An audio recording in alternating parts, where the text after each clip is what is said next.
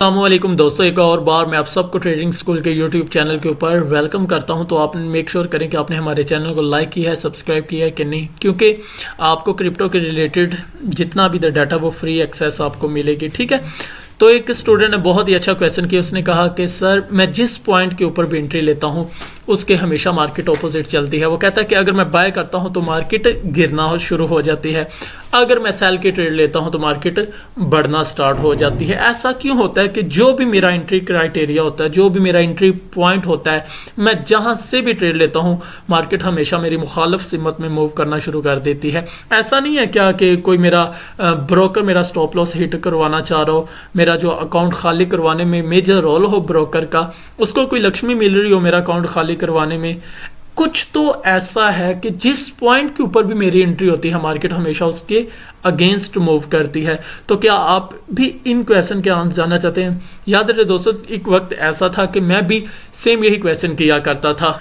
तो क्या आप जानना चाहते हैं कि आपका बेस्ट एंट्री क्राइटेरिया क्या हो सकता है? बेस्ट इन द सेंस ये नहीं कि 100% चले, बेस्ट इन द सेंस ये कि हाई प्रोबेबिलिटी ट्रेड क्या हो सकती है। ठीक है, मैं आपको एक ऐसा टूल बताऊंगा, मैं आपको एक ऐसा जोन बताऊंगा कि जिस पॉइंट के ऊपर, जिस जोन में अगर आप एंट्री करेंगे तो मार्केट को आपकी मुखालिफ सिमत में जाने में थोड़ी सी तकलीफ होगी। मैं आपको लेवल्स बताऊंगा कि अगर आप बाय की ट्रेड लेना चाहते हो तो इस लेवल के ऊपर रख के अगर आप बाय करते हैं तो मार्केट को इस लेवल को ब्रेक करने में या इसके मुखालिफ जाने में थोड़ी सी तकलीफ होगी। और अगर आप सेल करना चाहते हैं तो इस लेवल के नीचे रख के अगर आप सेल करेंगे तो मार्केट को आपकी मुखालिफ सिमत में जाने में थोड़ी तकलीफ होगी। तो एक हाई तो एक हाई प्रोबेबिलिटी ट्रेड को फाइंड आउट करें तो मैं आपको वो सेटअप बताता हूं, मैं आपको वो टूल्स, वो जोन बताता हूं, क्योंकि हम सभी चाहते हैं कि हमारे पास एक अच्छी एंट्री होनी चाहिए। हम सभी चाहते हैं कि हमारा जो एंट्री क्राइटेरिया होना चाहिए वो बहुत स्ट्रॉन्ग होना चाहिए, क्योंकि जितनी हाई प्रोबेबिलिटी ट्रेड होगी उतनी ही पॉजिटिविटी ज़्यादा होगी।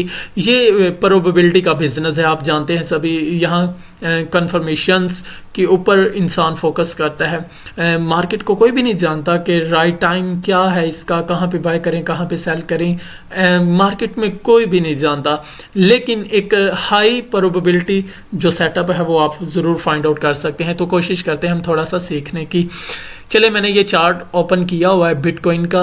अगर आप देखें ना तो मार्केट साइड बाय साइड चलते हुए फिर ऊपर की तरफ जाके थोड़ा सा कह लें कि रेस्ट करती है, फिर हमें एक ब्रेकआउट देती है, फिर मार्केट साइड बाय चलती है, फिर एक ब्रेकआउट देती है, फिर साइड बाय साइड चलती है।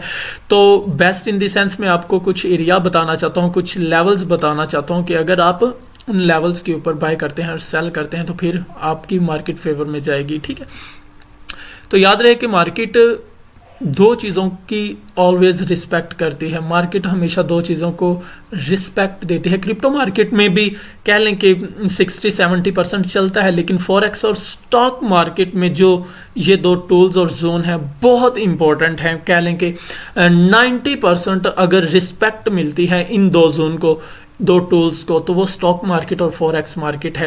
90%, 80-90% की बात कर रहा हूँ। अगर क्रिप्टो मार्केट की बात की जाए तो इस जोन में तकरीबन 60-70% तक फिर भी चलेगा। लेकिन ये वो चीज़ें हैं जो स्टॉक मार्केट और फॉरेक्स मार्केट से ही इधर क्रिप्टो मार्केट में शिफ्ट हुई हैं। वो 2 पॉइंट, वो zone support and resistance level हैं।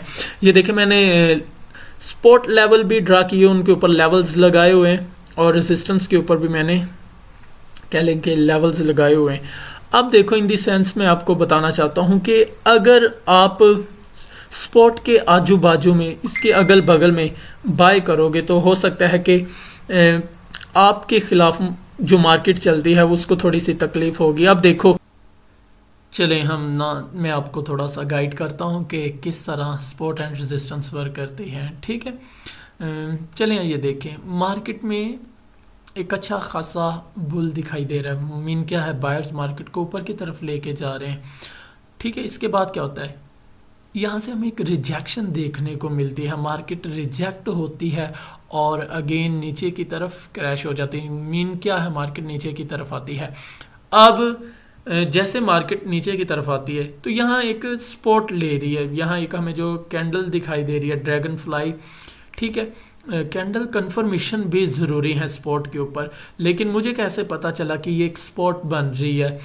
ठीक है, या जितने भी बायर्स इधर ऑर्डर लगा के बैठे हैं उनको कैसे पता कि इसी पॉइंट्स के ऊपर से ही मार्केट ने रिजेक्ट होना है? क्यों, ऐसा क्या है इस पॉइंट, ऐसे जोन के ऊपर कि उनके ऑलरेडी पहले ही ऑर्डर लगे हुए हैं?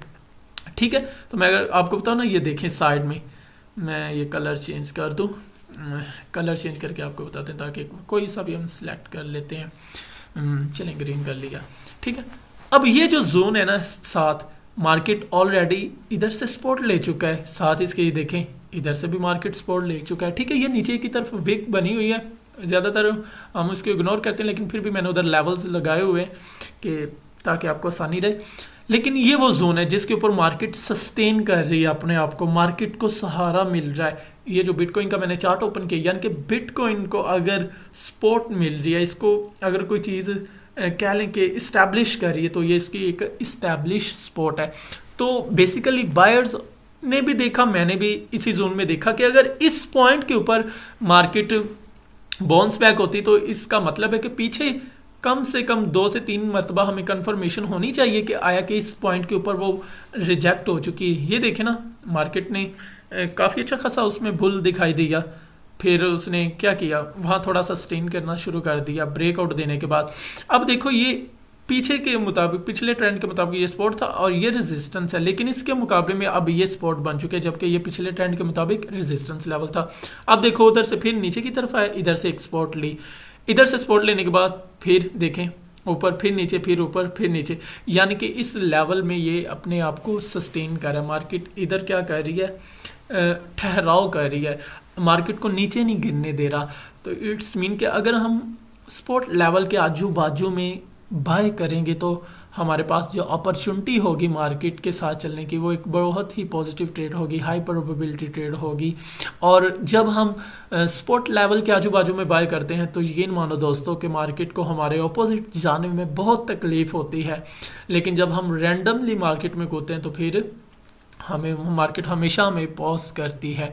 सिमिलरली ये देखें, ड्रैगन फ्लाई डोजी बनी, जैसे ही स्पॉट लेवल के ऊपर ये कैंडल बनती तो आप देख सकते हैं कि इसके बाद एक अच्छा खासा हमें बुल रन दिखाई दिया, मार्केट ने अच्छा खासा ऊपर की तरफ मूव किया, मार्केट में हमें मोमेंटम दिखाई दिया, बायर्स की जो पावर है वो ज़्यादा रही है। बस इसी चीज़ को देखते हुए कि ये स्पॉट लेवल के ऊपर से रिजेक्ट हो रही है। ठीक है, इसी तरह ये अगर देखें ना, मैं आपको रेजिस्टेंस लेवल बताता हूँ कि मार्केट रिजेक्ट कहाँ से होती है, मार्केट को रिजेक्शन कहाँ से मिलती है, मार्केट का वो कौन सा एरिया होता है जहाँ से हमें पता होता है कि मार्केट इधर से रिट्रेस करेगी।